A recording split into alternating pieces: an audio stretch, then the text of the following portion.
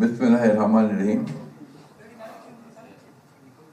আমাদের জাতীয় স্থায়ী কমিটির সম্মানিত নেতৃবৃন্দ,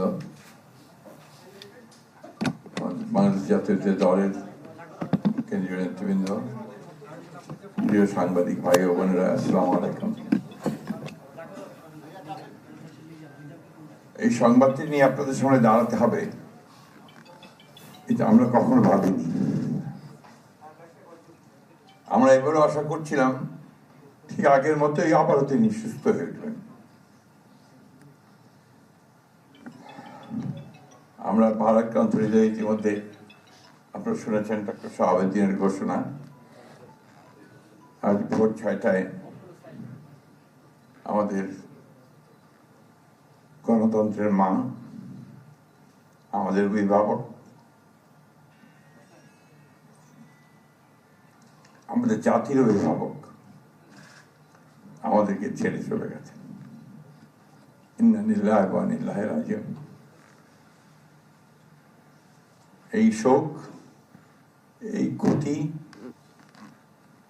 এটা অস্বাভাবিক, অপূরণীয়। এই জাতি কোনোদিন পূরণ করতে পারবে না।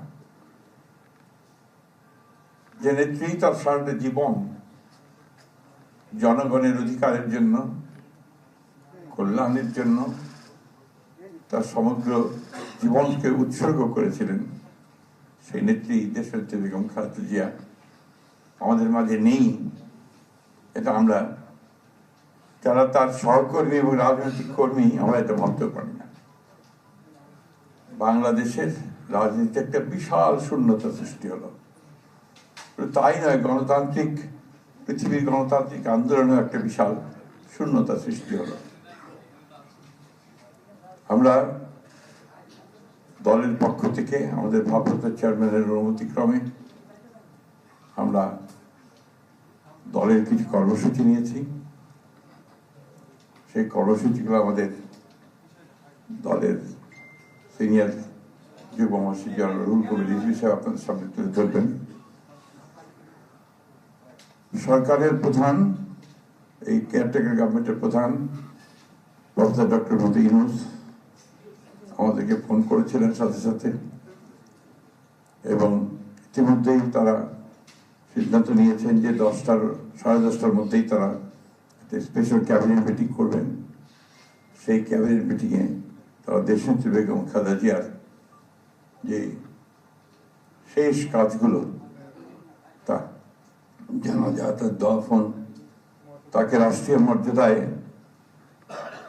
দফন করা, তাকে রাষ্ট্রীয় মর্যাদা দেওয়া, এই বিষয়গুলি নিয়ে তারা সকাল 10টার সময় একটা সভা করবেন।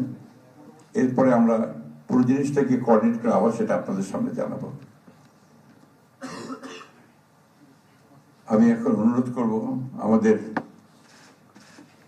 দলের সিনিয়র যুব মহাসচিব জনাব রুহুল কবির রিজভী, তিনি আপনাদের সামনে দলের কর্মসূচিটা জানাবেন। এটা হচ্ছে আপাতত এখনই নেওয়া কর্মসূচি। এরপরে আমাদের একটা স্ট্যান্ডিং কমিটি মিটিং হবে 12:30টার দিকে। সেই মিটিংয়ে আমরা আরো বিস্তারিত কর্মসূচি গ্রহণ করব। আর সরকার যে সমস্ত কর্মসূচিগুলো তার সঙ্গে কোঅর্ডিনেট আমরা করব, এবং সে বিষয়গুলো আমরা আপনাদেরকে পরে জানাবো। ধন্যবাদ।